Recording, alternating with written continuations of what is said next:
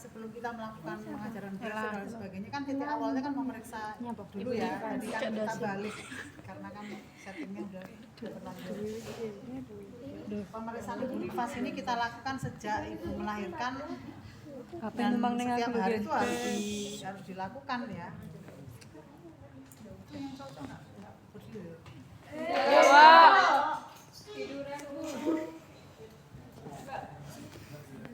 Sini lah, di sini sebelah sini. Ini ada kompetensi OSCE soalnya di dalamnya. Selain tadi. Berdasarkan ada kompetensi OSCE, terus di sini ada. Jadi di pemeriksaan ibu nifas ini prinsipnya sama, yaitu dari ujung kepala sampai ujung kaki. Ya. Alat yang diperlukan sebenarnya sama dengan ada sphygmomanometer set, tapi kita pre-memori ya sampai dengan stetoskop untuk mengukur tekanan darah, nadinya, pernapasan, suhu, ya, PTV itu diukur. Terus kalau nanti kita berpikir akan melakukan pemeriksaan darah genitalia untuk melihat trachea, ya kita menyiapkan vulva hygiene set, alat vulva hygiene. Kalau memang misalnya kita akan melakukan pemeriksaan trachea. Itu yang dimaksud dari kepala sampai ke ujung kaki ini begitu setelah abdomen tidak langsung genitalia tapi ekstremitas dulu, terakhir baru genitalia karena kan genitalia harus menggunakan sarung tangan, invasif kan yang prosedurnya. Nah, setelah anggap saja ini sudah concern dan sebagainya, kita lakukan pemeriksaan dari kepala ini tetap sama, area fokusnya adalah pada darah. Mata itu anamis atau tidak karena kan sejumlah darah keluar dan sebagainya. Iya ibu. Ya. Terus habis itu daerah telinga, kebersihan hidung, mulut, tenggorok ya. Terus itu lehernya apakah ada pembesaran kelenjar tiroid, vena jugularis, arteri karotisnya apakah menonjol atau tidak sampai ke daerah payudara. Nah, di payudara ini ada inspeksi dan ada palpasi. Kita lihat inspeksinya apakah payudara membesar atau tidak, apakah ada garis-garis. Kalau payudara membesar kan pecah seluruhnya, garis-garis teri di payudara. Areola mamae mungkin lebih gelap dari sebelumnya. Kuping susunya menonjol, datar atau tenggelam. Begitu kita ketahuan dia datar dan tenggelam, nanti bahan edukasi gimana caranya inverted ini atau kuping susu yang tenggelam ini bisa akan dianjurkan untuk keluarkan dengan menggunakan spet ya atau menggunakan hipersel gitu kalau dia mau beli. Terus kita raba payudaranya itu apakah masih lembek, yang diraba itu payudara lembek atau sudah ada bumbul-bumbul asinnya. Tapi bukan untuk mendapatkan data bahwa terdapat benjolan gitu. Untuk khusus ibu nifas tidak diperiksa adalah benjolan tumor atau enggak karena akan semu dan bias karena kan rancu dengan produksi ASI. Jadi jangan sekali-kali nulis di formulir pengkajian terdapat benjolan, tetapi justru terdapat payudara keras atau setengah keras atau lembek. Lembek itu masih belum terproduksi. Ya. Terus dipanjat pada areola mamae dengan teknik seperti memeriksa melakukan teknik marmet tadi itu untuk mengeluarkan ASI atau mengeteskan adanya kolostrum sudah ada betul. Setelah itu baru ke daerah dada. Nah di dada ini di perut itu yang bagian perut atas itu ada otot perut ini, di daerah perut yang agak bawah ini kita akan memeriksa tinggi misuteri dan kontraksi uterus. Kita mulai dari pemeriksaan otot perut. Otot perut itu namanya rectus abdominis bahasa Latinnya. Selama ibu itu hamil, sebenarnya otot perut pada saat perempuan tidak sedang hamil itu kan saling mendekat begini. Ya, pada saat dia hamil menjauh. Menjauh ini kan karena ada desakan besarnya perut sehingga saling menjauh. Nanti setelah bayi lahir, ini kan menjauh ini harapannya kan pelan-pelan akan mendekat kembali untuk next pregnan atau kehamilan selanjutnya supaya nanti aman, tidak terjadi risiko perdarahan, persalinan memanjang, tidak boleh lembek perutnya, harus balik lagi. Ini dipercepat dengan senam nifas. Ya. Gerakan senam nifas itu salah satunya adalah sit up. Sit up itu adalah gerakan untuk menguatkan otot perut. Nah, selama itu kita harus memeriksa apakah peregangan otot ini sudah kembali sejauh mana. Itulah yang disebut dengan pemeriksaan diastasis rectus abdominis. Di format pengkajian postpartum ada tulisannya diastasis rectus abdominisnya bagaimana, berapa hasil ukurnya. Kalian akan bisa mengukur misalnya kurang lebih misalnya 3 kali 6 cm. 3 itu adalah lebar, 6 itu adalah panjangnya. Jadi panjang dan lebarnya kita hitung dengan menggunakan perkiraan jari kita saat memeriksa pasien. Caranya bagaimana? Kita harus komunikasi dulu. Ibu, kan otot perut ibu itu selama hamil kan agak regang ya. Saya sekarang mau ingin lihat seberapa regangnya, karena nanti dari waktu ke waktu akhirnya nanti diperiksa itu sudah tidak bisa ada celah rapat sempurna gitu. Saya akan meletakkan tangan saya di belakang leher ibu ya. Ini diletakkan saja, diletakkan taruh aja. Terus saya letakkan tangan kanan saya, jari-jarinya di atas, di bawah ulu hati ibu, di bawah prosesus sifoideus, di bawah ulu hati. Jari ini kan tidak lurus persis ya, tetapi kan ada yang pendek dan ada yang panjang. Nanti kita ada yang dipendekkan dan panjang dari begini, supaya dia rata di permukaannya. Posisinya adalah begini makanya, di bawah PX. Kalau saya memberikan aba-aba 1, 2, 3, yap, ibu nanti tolong bangkit, sentuhkan dagu ke dada. Tahan, jangan sampai turun sebelum saya bilang selesai. Pada saat pasien menyentuhkan dagu ke dada, jari yang standby di bawah ulu hati ini akan masuk ke jeglongan, masuk ke lubang. Dan ini jangan dilepas, terus kita telusur ke bawah sampai mentoknya lubang itu di mana. Akhirnya inilah yang menjadi nilai panjang. Ya. Kalau nanti di tengah prosesi itu kalian tarik jari kalian dalam posisi dia setengah set up, kita masuk-masuk nggak akan bisa. Prosedurnya diulangi dari awal. Ya, kita praktekkan juga. Ya, 1, 2, 3 ya. Nah, ini jari kalian ini akan langsung masuk bluk gitu. Nah, saya akan telusur begini bawah. Ya, selesai. Nah, ini kan. Jadi nanti berapa panjangnya itu, berapa jari yang masuk. Kalau 3 jari kita perkirakan, kalau dalam kedokteran 3 jari diperkirakan sekitar 3 cm. Panjangnya ya diperkirakan aja secara visual, nggak usah pakai medline sekitar 6. Ya, saya ulangi caranya. Ini letakkan.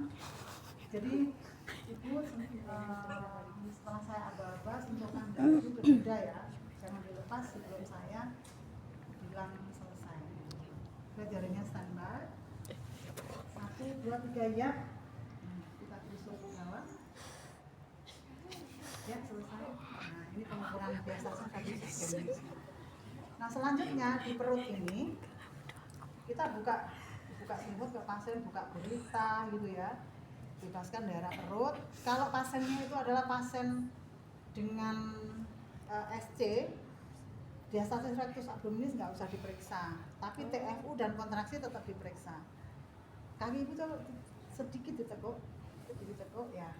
Cara memeriksanya adalah kita memulai menemukan TFU-nya itu ditemukan dengan menggunakan jari kiri, tangan kiri.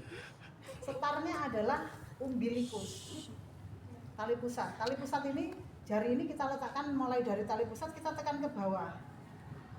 Ke bawah berapa jari yang jeglong sampai menemukan gundukan.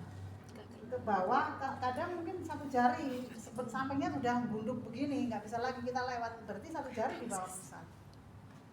Kan 1 hari postpartum biasanya 2 jari bawah pusat. Begitu baru melahirkan, kalau 2 selesai biasanya jatuh jari di bawah pusat atau setinggi pusat. Kalau 1 jari masih longgar, ya berarti kita teruskan di 2 jari. Kalau masih longgar ya teruskan 3 jari sampai kita menemukan tahanan begini. Ya. Kalau yang pemeriksaan TFU ibu hamil kan, kalau hamilnya sudah melampaui umbilikus kan dari PX ditelusur menemukan tahanan sama, cuma ini adalah rahimnya kan tidak terisi sudah, bayinya udah keluar, rasanya udah keluar umbilikus, tapi rahimnya masih 1 kilo kan, belum turun pelan-pelan kan. Jadi dari umbilikus ditekan ke bawah, menemukan berapa jari di bawah di gundukan itu, menemukan gundukan, ditekan ke bawah berapa jari. Setelah itu tangan sebelah kanan kita akan memegang rahimnya, memegang uterusnya. Kita pegang begini, kita cengkeram begini. Jadi ini menemukan dulu TFU-nya, terus kita cengkeram. memegang enggak kita. Kalau kita memegang merasakan seperti ada kelapa gading kecil atau sesuatu yang berbungkul, waktu kita pegang begini berarti kontraksi uterusnya bagus. Tapi kalau kita tidak bisa memegang sesuatu, jadi biar dia nggak bisa kepegang sama kita, berarti ini kontraksinya tidak bagus. Ini harus segera lapor, karena ini adalah indikasi-indikasi perdarahan masa nifas. Ya. Ini jadi dari umbilikus ditekan ke bawah, terus nanti kita tangan kanan memegang. Kalau sampai TFU-nya ini melampaui umbilikus berarti hanya ada 21 perdarahan. Yang kedua adalah mungkin ada retensi sisa-sisa jaringan, mungkin plasenta yang tertinggal di dalam. Ya, normalnya paling banter sedikit pusat dan pelan-pelan harus mulai turun. Baik, diletakkan. Nah, terus selanjutnya ke sini dulu. Nah, setelah itu kan kita lakukan pemeriksaan pada daerah ekstremitas. Ini saya buka. Di ekstremitas itu apa yang kita perlu lakukan? Agak sedikit geser ke sini. Nah, awas jatuh. Di ekstremitas itu kita memeriksa adanya varises atau tidak, tetap sama. Varises dilihat dari kontralateral tungkai ya di belakang betis, kontralateral tungkai di belakang betis. Dan yang kedua kita akan memeriksa tentang Homan sign. Homan sign itu adalah kompetensi yang dioscekan ya. Homan sign. Homan sign adalah teknik pemeriksaan fisik pada daerah ekstremitas ibu postpartum yang berguna untuk mengetahui indikasi adanya tromboemboli atau tromboflebitis. Kenapa ibu nifas punya resiko itu? Karena nanti kalian ditanya patofisiologi ini. Hormon estrogen dan progesteron yang menurun itu mempengaruhi hampir semua sistem tubuh. Salah satunya adalah fungsi kardiovaskuler. Di fungsi kardiovaskuler itu trombosit pasien cenderung pada ibu nifas itu cenderung tinggi sehingga kekentalan darah atau viskositas darah itu cenderung meningkat. Maka aliran ke bawah untuk arus balik ini juga akan cenderung melambat. Oleh karena itu kenapa ibu postpartum itu dianjurkan untuk bergerak lebih dini, gitu, mobilisasi untuk mencegah itu. Terus cara menghindari tromboemboli atau tromboflebitis, tidur itu kakinya ditinggikan 2-3 bantal untuk memfasilitasi air itu cenderung lebih cepat ke bawah, hukum Archimedes. Ya. Kalau tromboflebitis kenapa Bu? Infeksinya sistemik nanti bisa sepsis kan ke atas. Nah, bagaimana cara menemukan? Ibu, saya akan memeriksa kaki ibu ya. Kan ibu punya resiko ada peradangan atau tidak. Ibu nanti tolong berespon ya. Kalau saya periksa, kalau ibu sakit tolong ibu respon ya. Nanti kalian partnernya akan temennya. Kalau ujian. Silakan pasien ini menskenario dia positif atau negatif. Kalau nyeri berarti kan Homan sign positif. Itu berarti tidak normal. Normalnya tidak nyeri, negatif. Caranya adalah sebenarnya pemeriksaan Homan sign itu adalah suatu kompetensi di mana petugas itu ingin meregangkan pembuluh darah vena di belakang betis. Pembuluh darah vena itu supaya regang itu berarti kan harus ditarik ya. Cara menariknya adalah dengan posisi pemeriksaan ini. Yang pertama adalah kita letakkan tangan kiri itu di atas lutut. Di atas lutut supaya kakinya pasien nanti tidak ketekuk, karena ketekuk nanti kendor, nggak bisa dibuktikan. Ya. Tangan kanan itu di lutut menahan supaya dia tidak nekuk. Nah, tangan kiri maksudnya, tangan kanan itu kita letakkan di bawah telapak kaki pasien. Lemes ya, jangan sampai ditahan ya, lemes. Kita melakukan gerakan fleksi maksimal. Fleksi itu adalah kita dongakkan begini sampai maksimal nanti. Tapi selama mendongakkan kita tidak boleh, pasien tidak boleh keangkat, ini tetap ada di telapak. Otomatis posisi kita akan agak ke sana, hadap ke sana, kaki kita harus sedikit dibuka karena kita akan mengayun ya, mengayun. Lemes ya Bu. Nah, ini gerakannya. Kita tahan. Tolong lemes ya. Nah, ini. Kalau pasiennya tromboflebitis, maka dia gerakannya ya harus teriak, tak cuma aduh sakit. Nah, coba kamu teriak ya. biasa. Ini ya, ini lututnya ditahan ke bawah, ditekan ke bawah supaya nggak bergerak. Tangan kita begini. Bagus paling cilik tuh ya. Ini ya, lemes. Drama. Lemes Mbak. Lemes. Derajin. Nah ini. Ketarik kan? Ini ketarik, bawah belakangnya ketarik, tapi dia nggak jadi karena nggak ada masalah. Ini selama itu ini nggak boleh berangkat. Coba, kamu nggak bisa kalau sejarah gini, kamu harus dari belakang samping ya, dan kakimu harus lebar karena kamu kan akan begini kan. Dorong ya. Iya, dorong. Soalnya kan Lemes, Mbak, lemes. Jangan ditahan, lemes aja ngikuti. Iya. Iya, yang enak kamu melakukan flexibilitas. sana Dik. Ya. Coba Mbak, sekali lagi. Ini ditahan, menahan lutut. Tanganmu jangan di ujung, pas di cekungan telapak itu dipegang, digenggam begini supaya kamu enak. Iya, aku mau ngejelasin ini. Gini loh, jempolmu gini loh Mbak. Nah, kamu kurang ke belakang. Ini tempat tidurnya tinggi. Ya, coba. Ini jangan sampai Nggak boleh keangkat, dan kamu kalau mau ke atas lebih ke atas nggak apa-apa. Sebisanya kamu menggenggam itu loh, menggenggam. cilik loh. Sebenarnya genggamnya ini nggak cukup. Kaku aja, kurang lemes. Iya. Lemas. Kak tangannya ini enggak ada kekuatan ya kamu ya Dek. Kurang makan kamu Dek. Besok makannya banyak. Ya, saya. Ini jadi otomatis kan begini. Badan kita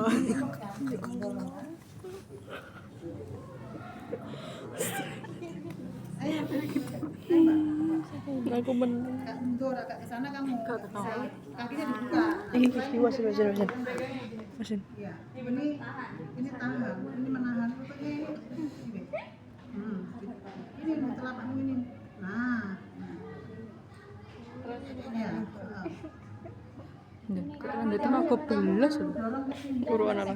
Dorongnya ininya. Jadi sebentar, kemudian praktekkan begini kan. Kalau kamu kan tinggi. Apa sih, Sul? Ini Mbak. Ini loh siagamu Mana ini loh. HP-nya? Siagamu kaki loh. Karena ini kita kan mau mengungkit kan. Nah, gini loh. Kan enak kan ada posisinya Budian. Iya. Joget-joget fraktur.